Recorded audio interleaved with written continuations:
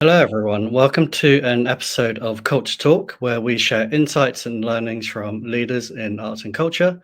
Today, I'm here with Frederik Fabricius, founder of Kulturdata, a consultancy that helps arts and culture organizations manage and leverage the data they collect to enhance audience engagement and drive audience development strategies. Culturdata is a Culture Suite partner who specialize in the Nordic region. Hi, Frederick. Thank you for your time today. Can you tell us a little more about Culturdata's ambitions and why you founded the business? Yeah, sure, Matt, and thank you very much for inviting me. Well, it's good to be at this category that I'm an industry leader. That's always nice. Um, yeah, no, I'm based out of Copenhagen, and I've been spending most of my career has been in the IT industry, and where I ended up as the head of the data solutions for IBM Europe for quite a few years. And then, as so many men in my age, or I shouldn't say that, but people in my age, I wanted a change in my career. So, and one of my passions has always been museums. They've always been a place of sanctuary for me, both mentally and physically.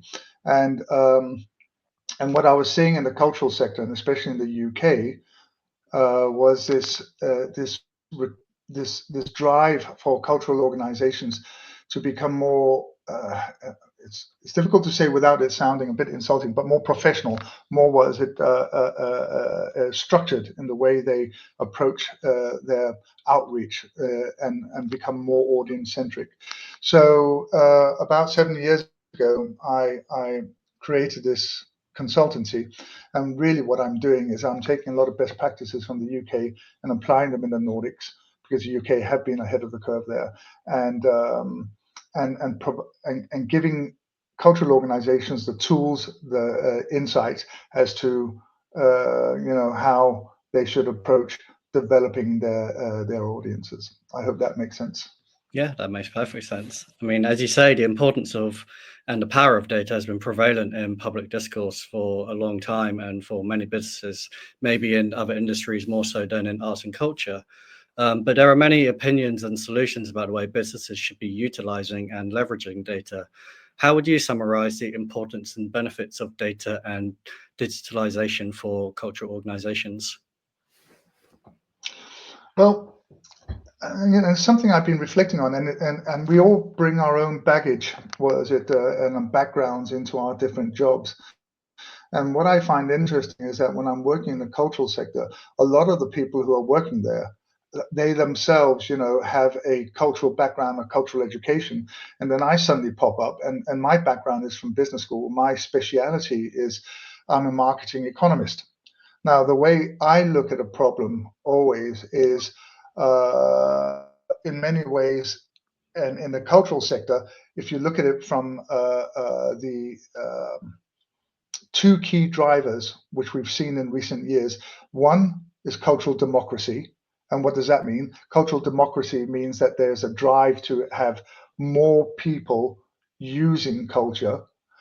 And the second big driver is that there's this whole new digital marketing paradigm, which is digital marketing, which is essentially, and this is the marketing part of it, is how do I communicate the right product to the right person at the right time. What was very interesting was a study done in Holland a couple of years ago, where they looked at 5 different theaters, and they looked at was all aspects of how they communicate and how they engage with their audiences.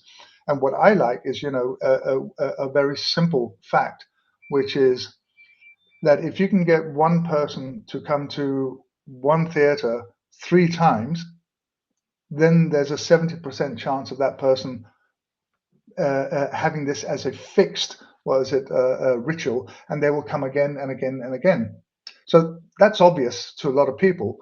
The question then I ask the cultural organizations is, how do you know who's been there once or been there twice, and how do you get them to come the third time? And that's why, for me, it's very much an operational exercise, answering that one simple question: how do I get the right product to the right person at the right time?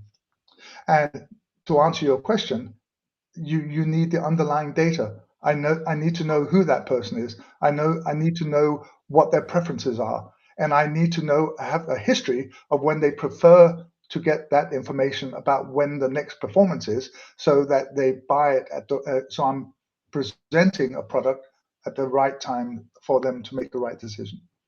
Yeah. So clearly, it's a powerful tool to kind of enhance the commercial operation of venues in the sector.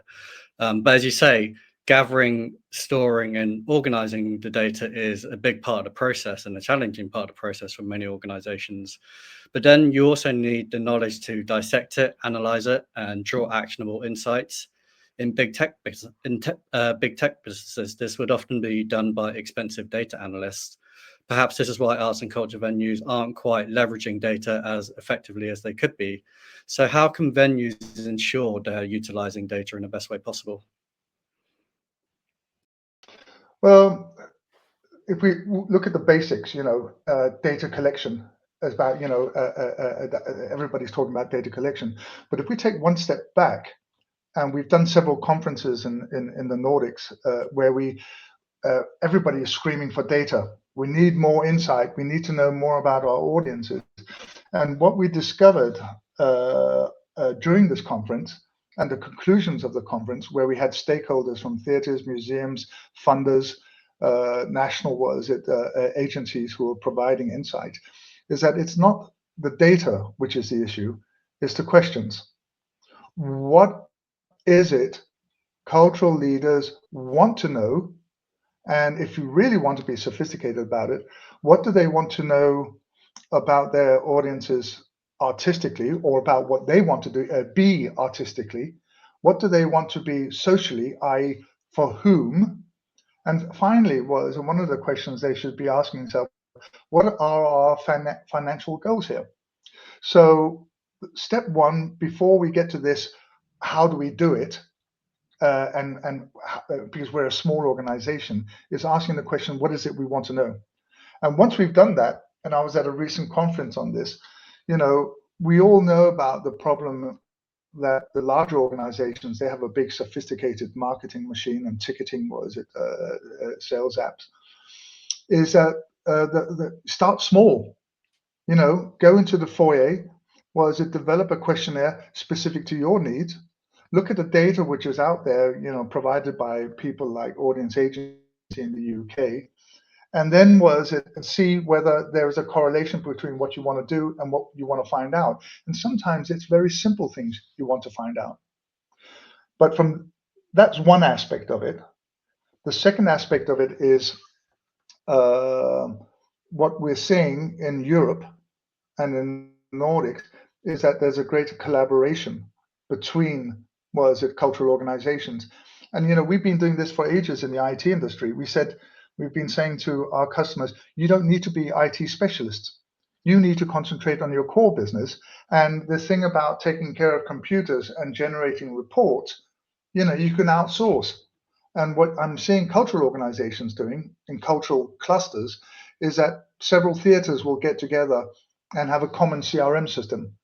Several theaters or museums or festivals will share customer data, and they will and which you can do and be GDPR compliant, and then have a communal approach to marketing.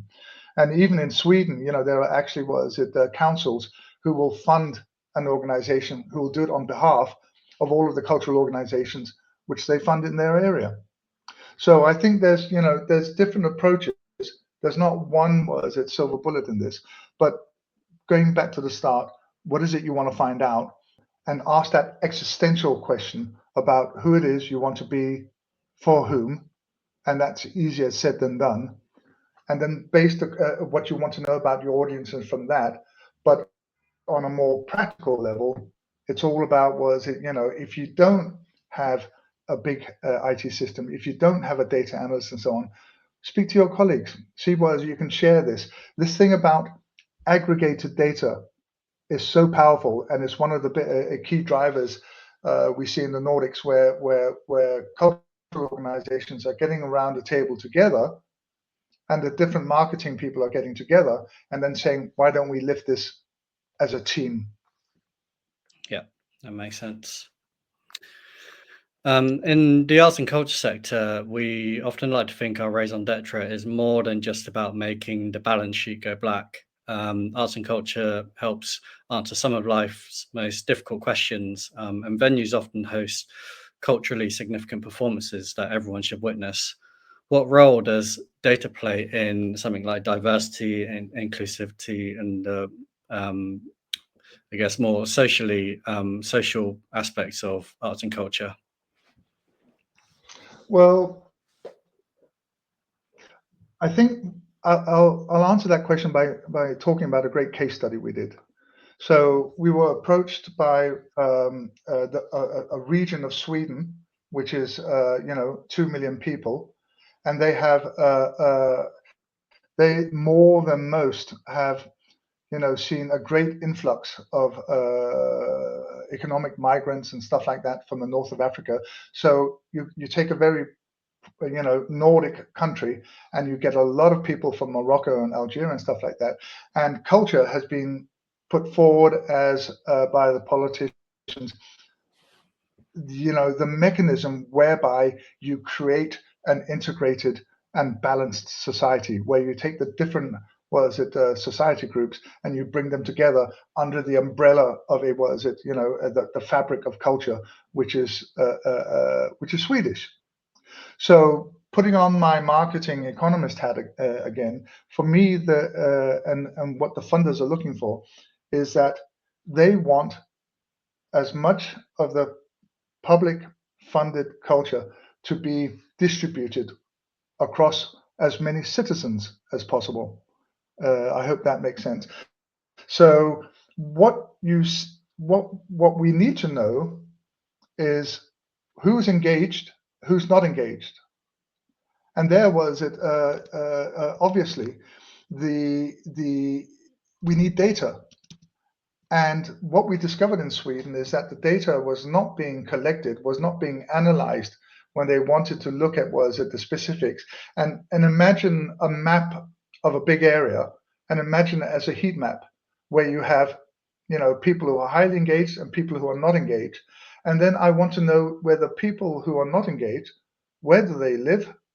What kind of demographics are they? What do they spend their time on? And one of the ways we did it, which was I thought quite innovative, was going back to the previous point, which is if we take all of the ticketing data from the major cultural organizations, anonymize them, aggregate them, and then have a look at generating that heat map, then you've got a first step in terms of understanding where the people who are not engaged live.